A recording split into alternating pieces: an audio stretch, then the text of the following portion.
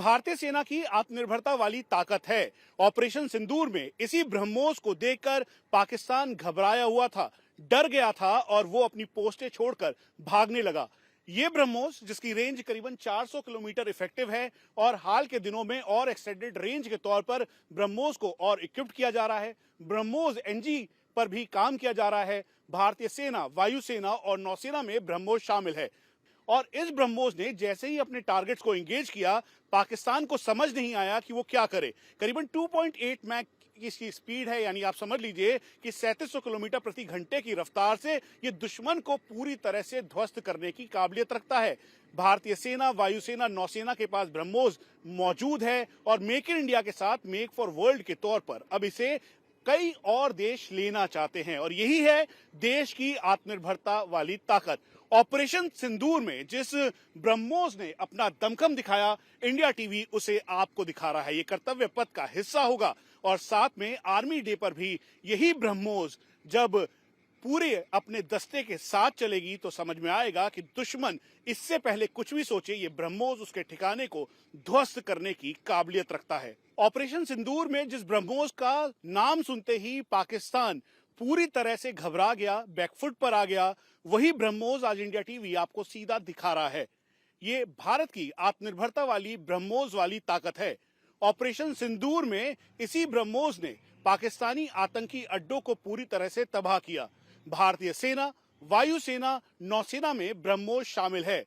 ये ब्रह्मोस 280 किलोमीटर तक इसकी मारक क्षमता है, लेकिन एक्सटेंडेड रेंज के तौर पर इसको और मॉडिफाई किया जा रहा है। हाल ही के दिनों में ब्रह्मोस एनजी भी और तैयार किया जा रहा है ताकि इसे और सशक्त किया जा सके। जब ऑपरेशन सिंदूर के दौरान भारतीय सेना ने एक ऐसा बड़ा प्रहार किया है जिसकी वजह से पाकिस्तान डरा और सहमा हुआ आज तक है और अब मेक इन इंडिया के साथ मेक फॉर वर्ल्ड के तौर पर ये ब्रह्मोस अलग अलग जगहों पर भी, यानी अलग कंट्रीज भी इसे लेना चाहते हैं। प्रधानमंत्री नरेंद्र मोदी ने भी इस बात को कहा था कि ब्रह्मोस की इस ताकत की वजह से पाकिस्तान पूरी तरह से घबराया और सहमा हुआ है। करीबन 3700 किलोमीटर प्रति घंटे की रफ्तार से ये अपने दुश्मन के खेमे को ध्वस्त करता है, यानी 2.8 मैक के लगभग इसकी स्पीड है और जैसे ही ये सीधा अपने इस मिसाइल से दुश्मन के खेमे में गिरता है, दुश्मन को पता भी नहीं लगता और ये अपने पूरे टारगेट को खत्म कर देता है। और यही है भारत की आत्मनिर्भरता वाली ब्रह्मोस की ताकत। ऑपरेशन सिंदूर में सबसे ज्यादा डर पाकिस्तान को ब्रह्मोस से लगा और ये है देश की आत्मनिर्भरता वाली ताकत। इंडिया टीवी पहली बार आपको दिखा रहा है ब्रह्मोस, जो कि कर्तव्य पथ का भी हिस्सा होगा और आर्मी डे परेड का भी। ये ब्रह्मोस है, 280 किलोमीटर तक की इसकी इफेक्टिव रेंज है। एक्सटेंडेड रेंज के तौर पर और भी भारतीय सेना के बेड़े में शामिल है।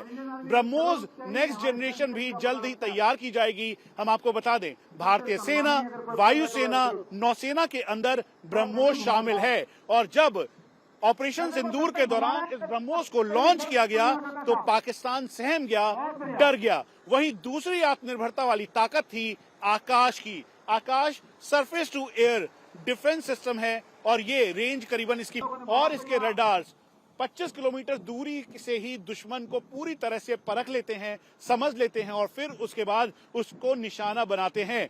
लेकिन हाल ही के दिनों में आकाश एनजी को भी अब पूरी तरह से तैयार कर लिया गया है और ये इस समय एयर डिफेंस के बेड़े को और मजबूत करता है। और यही वजह है कि भारत की ये आत्मनिर्भरता वाली ताकत, जिसकी वजह से ऑपरेशन सिंदूर में भारत ने तिरंगा लहराया, परचम लहराया और पहलगांव में हुए आतंकी कायराना हमले का बदला लिया, ये वही ताकत है जो कर्तव्य पथ पर भी दिखाई देगी, आर्मी डे पर भी। इसीलिए इंडिया टीवी आपको पहले दिखा रहा है देश की ताकत। ऑपरेशन सिंदूर में जिस ब्रह्मोस की ताकत आपने देखी, आज एक्सक्लूसिवली वही ब्रह्मोस आज हम आपको सीधा इस करेप्पा परेड ग्राउंड से दिखा रहे हैं। ब्रह्मोस का डर पाकिस्तान को बहुत ज्यादा सताता है। इस समय इसकी रेंज 280 किलोमीटर से है, ज्यादा एक्सटेंडेड रेंज के तौर पर है और हम आपको ये बता दें कि अलग अलग जगहों पर डिप्लॉयड है। जब ब्रह्मोस ने अपने जो मिसाइल्स हैं उसको दागा तो जो पाकिस्तान था वो पूरी तरह से देखता रह गया और यही है Akash surface to air missile जो करीबन 25 किलोमीटर तक इफेक्टिव रेंज इसकी है। और हम आपको ये भी बता दें कि इसे इंटीग्रेट कर इसके रडार्स मल्टीपल कई किलोमीटर तक देख सकते हैं। तो एक साथ आत्मनिर्भरता की ताकत इस बार राजपथ पर दिखाई देगी। एक तरफ जहां Akash surface to air defence system है, तो वहीं दूसरी तरफ ब्रह्मोस सब एक साथ एक कर्तव्य पथ पर दिखाई देगा। मेक इन इंडिया के साथ मेक फॉर वर्ल्ड के लिए तैयार है Akash surface to air defence system और इसीलिए वाइटल इंस्टॉलेशन की सुरक्षा में इसे लगाया गया है। प्रधानमंत्री नरेंद्र मोदी ने ऑपरेशन सिंदूर के दौरान कहा था कि आकाश ने पाकिस्तान से आने वाले एरियल थ्रेट को पूरी तरह से तबाह किया है।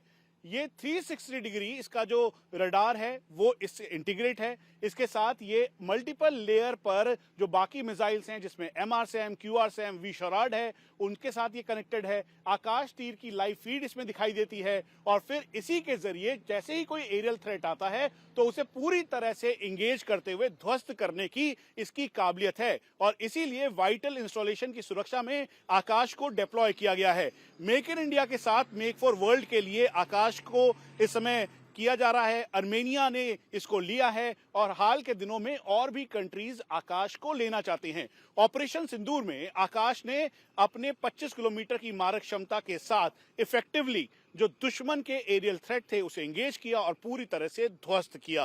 भारतीय सेना का मेन बैटल टैंक अर्जुन ये मार्क 1 है। 120 mm की इसकी गन है और 4 से 5 किलोमीटर तक ये अपने गोले से दुश्मन को पूरी तरह से ध्वस्त कर सकता है। ऑपरेशन सिंदूर के दौरान इसे स्टैंड बाय पर रखा गया। थार के रेगिस्तान पर इसे स्ट्रेटेजिकली प्लेस किया गया। ये नाइट विजन डिवाइस और थर्मल कैमरा से पूरी तरह से लैस है। इसमें एंटी टैंक गाइडेड मिसाइल से लैस की जाती है। कुल मिला के 4 मेंबर का इसमें क्रू है जिसमें कमांडर गनर भी शामिल है। मूवमेंट के लिए बहुत ही कारगर समझा जाता है, यानी ट्रूप मूवमेंट करनी है एक जगह से दूसरी जगह तो ये बेहद कारगर इन्फेंट्री कॉम्बैट व्हीकल BMP है। हाल ही के दिनों में ट्रेन के जरिए इसे कश्मीर में भी पहुंचाया गया है जिसकी तस्वीरें इंडिया टीवी ने एक्सक्लूसिवली दिखाई थी। ये आसानी से करीबन 5 मीटर से ज्यादा अगर पानी हो, नदी नाला हो तो उसे भी फ्लोटेशन के जरिए क्रॉस कर सकता है। इसमें जो गन लगी है एंटी एयरक्राफ्ट गन है, उसके अलावा इसे मॉडिफाइड करते हुए इसमें एंटी टैंक गाइडेड मिसाइल भी लगाया गया है। नामिका से इसे इक्विप किया गया है और ये जो पीछे का हिस्सा दिखाई दे रहा है इसमें करीबन 30+7 की फॉर्मेशन में यानी कुल मिला के 10 की संख्या में आसानी से ट्रूप को एक जगह से दूसरी जगह ले जाया जा सकता है और यही वजह है कि इसे हाल ही के दिनों में हाई ऑल्टीट्यूड लद्दाख से लेकर जो कश्मीर है वहां पर डिप्लॉय किया गया है। भारतीय सेना का आर्टिलरी मॉडर्नाइजेशन के तहत इसे गॉड ऑफ वॉर कहा जाता है और अब इसे और मॉडर्न टेक्नोलॉजी के साथ इक्विप्ड किया जा रहा है। इस समय मेरे ठीक पीछे धनुष और एटैक्स है। धनुष जिसका गोला करीबन 38 से 40 किलोमीटर जाता है और एटैक्स जो कि करीबन 48 से 50 किलोमीटर तक की इसकी क्षमता है। मेक इन इंडिया के तहत इसे तैयार किया गया है और ये पूरी तरह से आधुनिक हथियारों से लैस है। एक तरफ जहां धनुष है तो वहीं दूसरी तरफ एटैक्स है। हम आपको ये भी बता दें कि धनुष की रेजिमेंट इस समय भारतीय सेना में शामिल है, लेकिन जो ये एटैक्स है इसको और इंडक्ट किया जा रहा है। हाल ही के दिनों में इसे इंडक्ट किया जाएगा और वो धनुष है जिसे पूरी तरह से इक्विप्ड किया गया है। एक बड़ी चुनौती के तौर पर ये मेक इन इंडिया वाली गॉड ऑफ वॉर की ताकत है। ईयर ऑफ ट्रांसफॉर्मेशन के साथ भारतीय सेना ने ये जिम्मा उठाया कि जो एंडेंजर्ड स्पीशीज है उनको बचाया जाए। इसीलिए जंस्कारी पोनीज को 2011 में भारतीय सेना में इंडक्ट किया गया। जंस्कारी पोनी जो कि इस समय 15,000 फीट की हाइट पर तैनात है, 80 केजी तक आसानी से वेट उठा सकता है और इनको फिक्स पैटर्न और रूट पता है और ये हाई ऑल्टीट्यूड के सियाचिन के इलाकों में काफी ज्यादा हेल्पफुल है और इसीलिए भारतीय सेना के जवानों ने इसे ट्रेन किया। जो वेटनरी कोर है उन्होंने इसे तैयार किया और तैयार करने के बाद अब ये पूरी तरह से तैयार है भारतीय सेना के जवानों के साथ। भारतीय सेना के वेटनरी कोर के कंटिंजेंट में राजपथ पर ये इंडियन ब्रीड्स भी दिखाई देंगी। जैसे प्रधानमंत्री नरेंद्र मोदी ने कहा था कि देश के जो श्वान है यानी यही की जो ब्रीड्स हैं उनको और ट्रेन किया जाए और इसके साथ साथ वो पूरे तरीके से उन्हें माहिर किया जाए।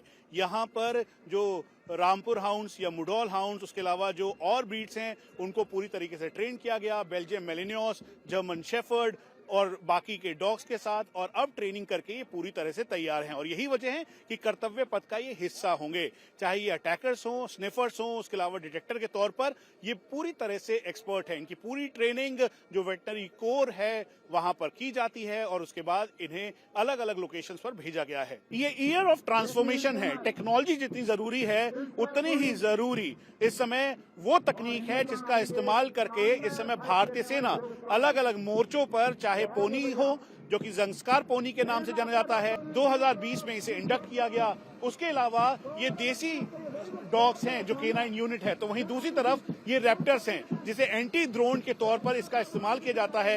ये रैप्टर्स अगर कोई भी उड़ान भरते हुए एरियल थ्रेट है तो उसको इंगेज करने के लिए पूरी तरह से सक्षम है और यही वजह है कि इस बार ये जो 22 श्वान आपको एक साथ दिखाई दे रहे हैं उसमें से करीबन 10 इंडियन श्वान है, यानी इंडियन K9 यूनिट है भारतीय सेना की, जिसे मेरठ में वेटनरी कोर ने पूरी तरह से ट्रेन किया है और ये अलग अलग जगहों पर इनकी तैनाती है। इसमें रामपुर हाउंड, मुडौल हाउंड जैसे डॉग्स भी शामिल हैं और इसी वजह से इससे कर्तव्य पथ पर एक साथ ये देश के वीरों के साथ, देश के योद्धाओं के साथ कदम ताल करते हुए नजर आएंगे। भारतीय सेना में मॉडर्नाइजेशन और ट्रांसफॉर्मेशन के साथ इस साल को देखा गया। अब नया साल है और इसीलिए टेक्नोलॉजी के साथ साथ जो वेटनरी कोर है भारतीय सेना की, उन्होंने इसकी पूरी तैयारी की है। ये है बैक्टीरियन कैमल, जिसे डबल हम्प कैमल कहते हैं। ये नुब्रा कैमल के नाम से भी जाना जाता है और हाई ऑल्टीट्यूड एरियाज में ये आसानी से वेट उठाकर ये ऊंची चोटियों पर जा सकता है। पीछे है जो ज़ंस्कार पोनी, ये करीबन 250 केजी तक वेट लेकर जा सकते हैं। जहां एक तरफ टेक्नोलॉजी का ध्यान रखा जा रहा है तो वहीं दूसरी तरफ निगरानी के लिए और एंटी ड्रोन ऑपरेशंस के लिए ये रैप्टर्स भी बेहद कारगर हैं।